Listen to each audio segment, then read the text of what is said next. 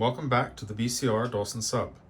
The layout has been relatively quiet since my last video update, but the first major task for the new year has recently been completed and there have been some interesting train movements on the layout of late, so let's get you caught up to date. My first goal on the layout for 2024 was to get the permanent span for the Pine River Bridge installed. It was removed from the layout way back in August of 2009 during wiring work underneath the upper level above the bridge, and a temporary wood span was installed in its place and has served ever since.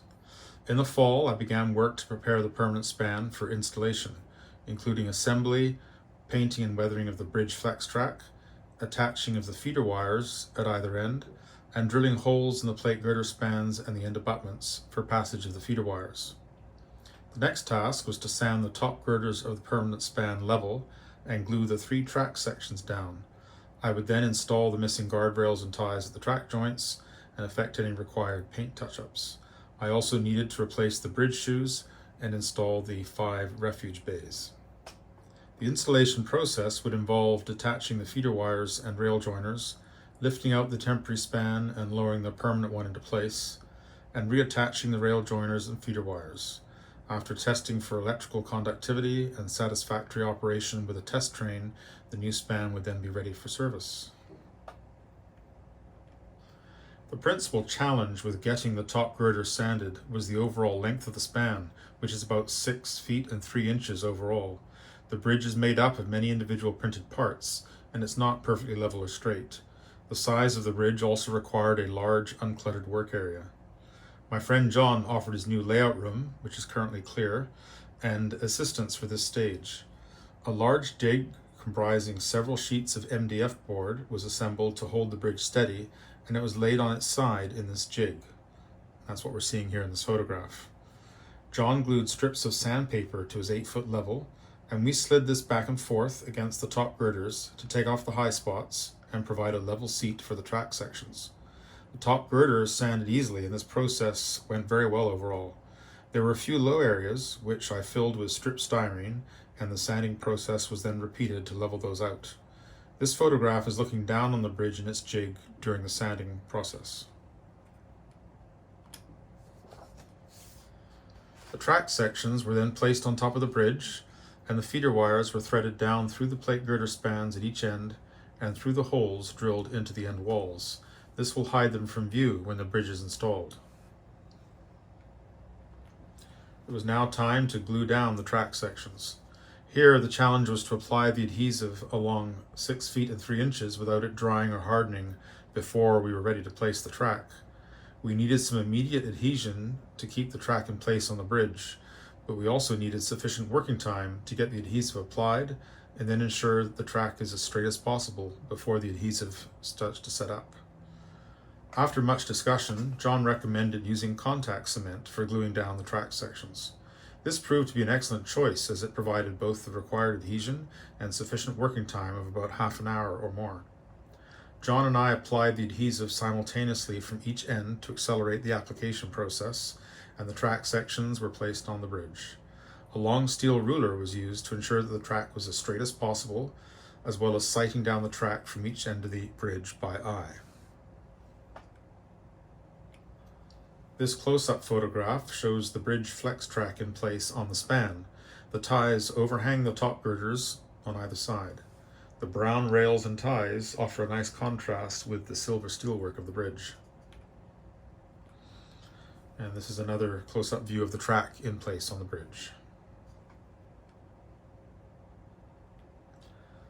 After all the straightening work was done, the bridge was left overnight for the adhesive to fully cure. The wood blocks at each end were cut to support the plate girder spans during the track installation process. I then brought the bridge home for further work prior to placement on the layout. Now you may be wondering how I transport such a large and delicate model and store it all those years.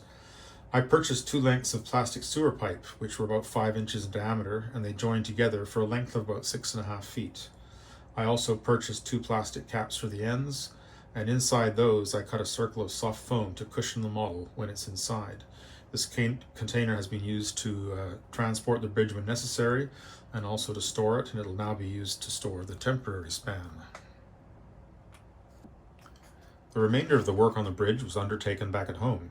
Some of the original 3D printed bridge shoes had disappeared from the model, so I elected to replace them with new ones. The remaining old shoes were removed and discarded. The areas for mounting the bridge shoes were cleaned up with a file so that the new ones would mount without any issues. The new bridge shoes are cast metal offerings from Micro Engineering. That's the same firm that makes the bridge flex track that I used. And these come 8 to a pack. I needed 16 for the bridge, so 2 packages were required. The castings required some cleanup with a file to remove flash prior to installation, so that involved holding them with tweezers and then going to work on them with a file. The guardrails spanning the 2 track joints on the bridge had to be left off until the track sections were laid down. I did paint these at the same time as the track sections, and here I'm installing the pair of guardrails across one of the 2 track joints. The guardrails are code 40 cut to 39-foot lengths as per the prototype. Also missing from the track joints are a pair of ties. These have to be filed down in height to fit underneath the rail joiners. They are then slid into place underneath the guard timbers and rails. At this point, I undertook some required paint touch-ups along the rails, including the 4 rail joiners using Flowcool Rail Brown and a small brush. The Flowcool paint adheres to the metal of the rails quite well. Here is one of the joints between track sections with the missing guardrails and ties installed and the rail joiners painted. The bridge was turned upside down for installation of the bridge shoes, and I used CA to attach them to the underside of the bridge. I had used small gauge flexible wire for the feeder wires to route them down into the plate girder spans and through the end walls and abutments. These wires are a little small to be held firmly in the terminal blocks, so I attached lengths of heavier gauge wire to step them up in diameter prior to the terminal blocks. After soldering the joints, they were covered with heat shrink tubing to eliminate any possibility of shorts. The last step, prior to installing the permanent bridge, was to add the refuge bays. When I consulted photographs again to verify their exact location on the bridge, I realized that there were 5 of these bays and I had only 3 on hand. They were assembled several years ago on my workbench prior to my move, and somehow 2 of them got separated from the others and I ended up painting and weathering only 3 of them. Fortunately, I was able to locate the 2 missing ones and they were painted and weathered. I don't have spray painting facilities here in the apartment, so I went back to see my friend Kyle, who has kindly offered his spray booth when needed.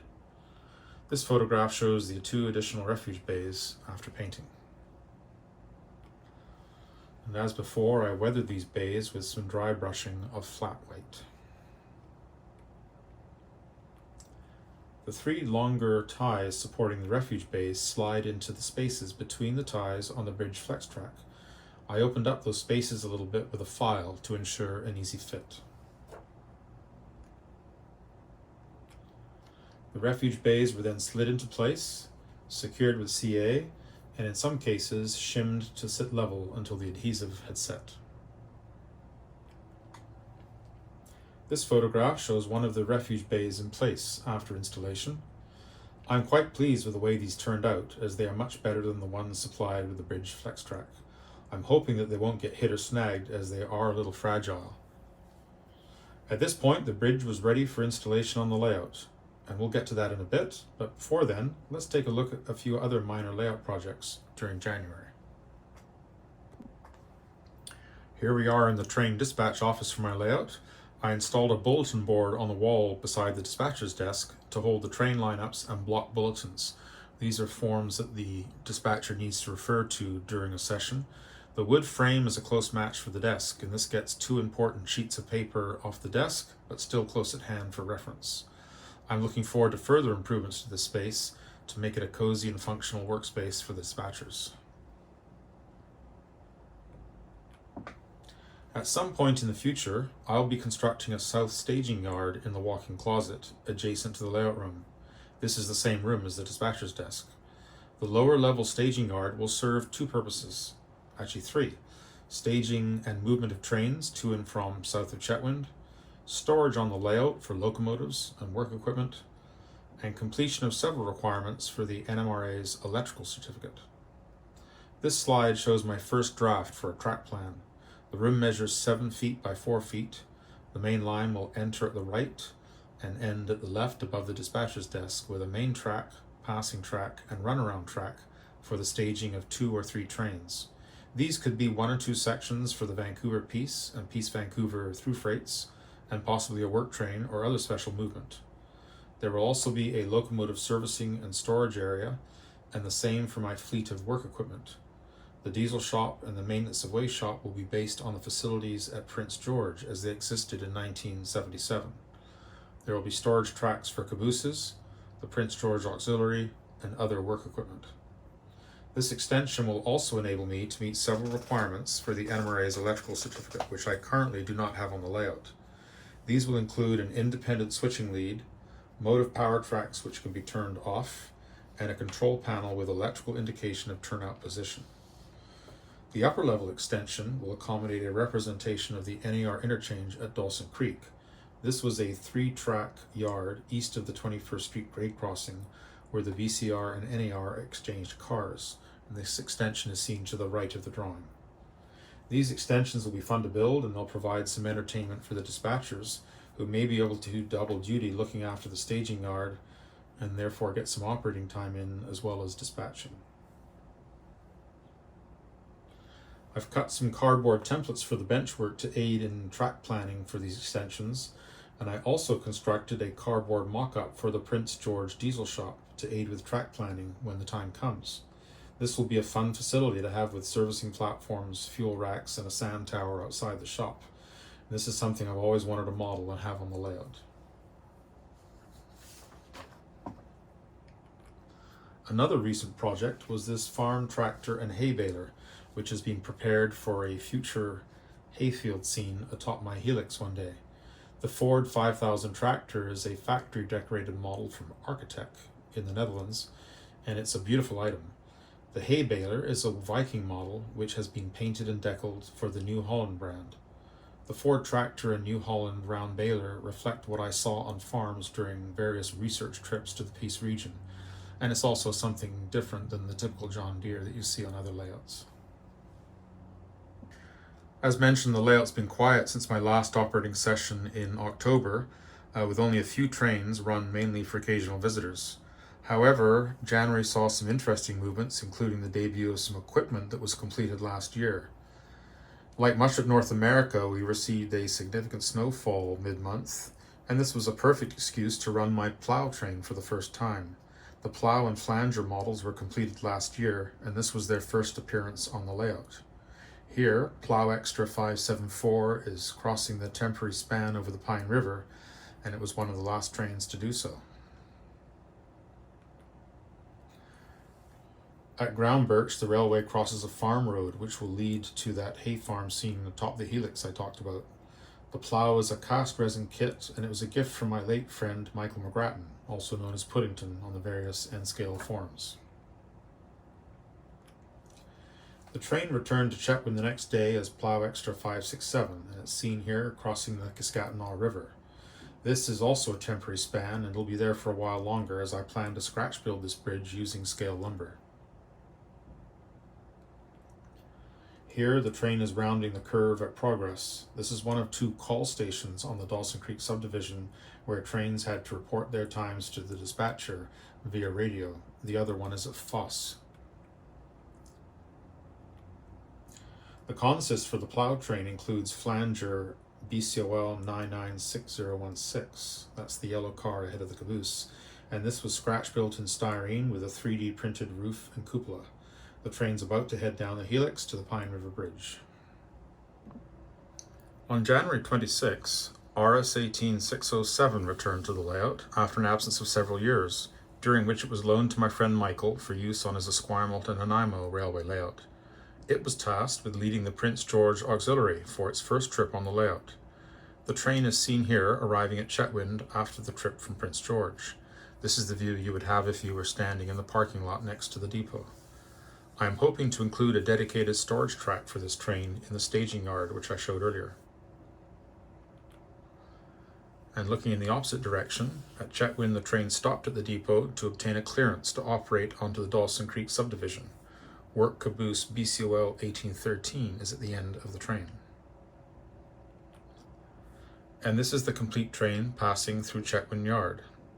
The consist includes RS 18607, diesel crane 6501, which is a Briggs Models kit, idler car 6502, which is partly a Briggs Models mini box and partly scratch built in styrene, cable car 6504 was scratch built in styrene, the tie-in truck car 6505 was converted from an intermountain composite gondola, tool car 6503 is a Caslow Shops Fowler boxcar, and the tool and wash coach 6506 and the cook diner coach 6508 are both scratch built in styrene, and the caboose is a Briggs Models kit.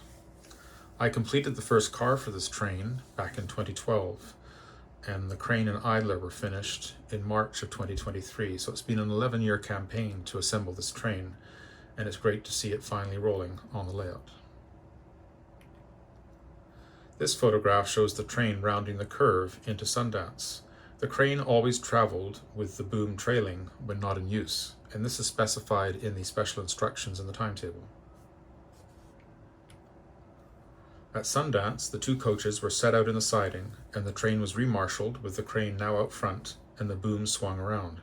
This was typically done at the siding nearest the work site, which in this case is Sundance.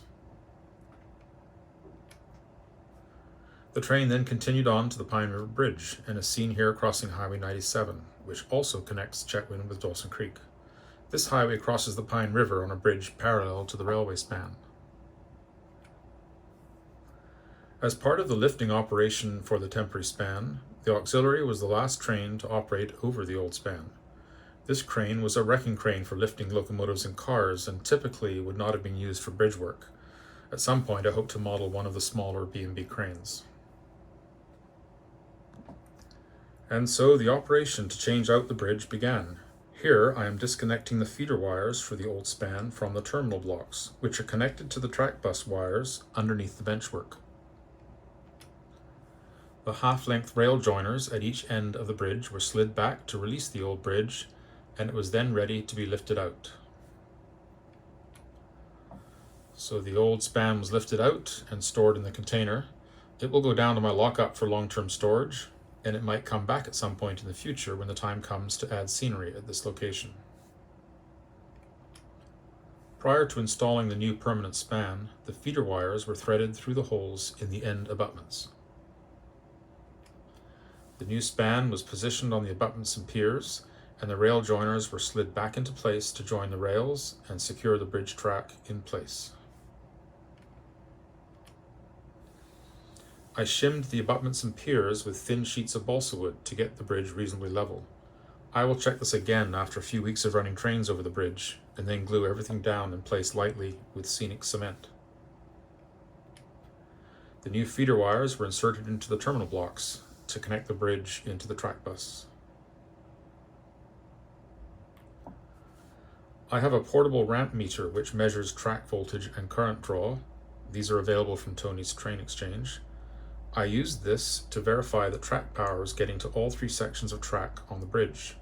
The outer track sections are fed directly by the feeder wires, but the center track section is relying on the rail joiners to receive power. I was prepared to install jumper wires if necessary, but so far the rail joiners seem to be doing their job supplying power satisfactorily. And here is the view of the permanent span in place on the layout. This model was drawn and printed almost 20 years ago by my friend Kevin Knox, and as mentioned previously, had been stored since 2009. It is very satisfying to see it back in place on the layout, now painted, weathered, and fitted with bridge track, guardrails, and refuge bays. This view from above offers a close-up of the bridge track on the span and one of the refuge bays at right. At this point, a test train was required, and the Prince George Auxiliary returned for a first crossing of the span by a train. The bridge is a full-scale replica of the prototype, which measures 1,013 feet in length and 163 feet in height, so the trains are in correct proportion to the bridge. Let's conclude with some video footage of the recent train movements, including movements over the new span.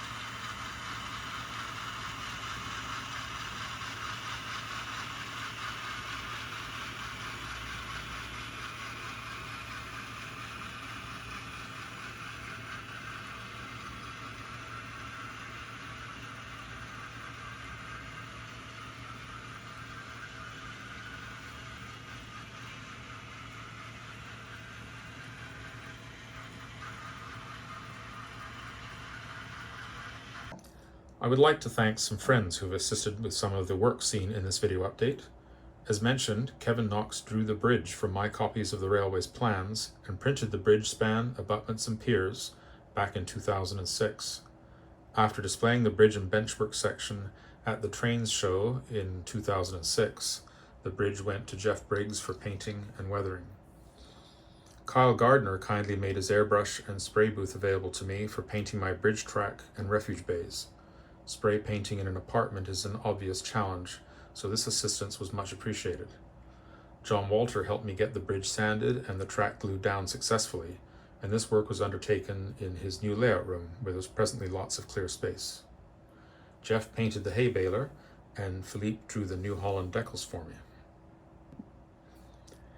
Thank you for watching, and I hope to be back with another video update in the months to come. Until then, peace be with you.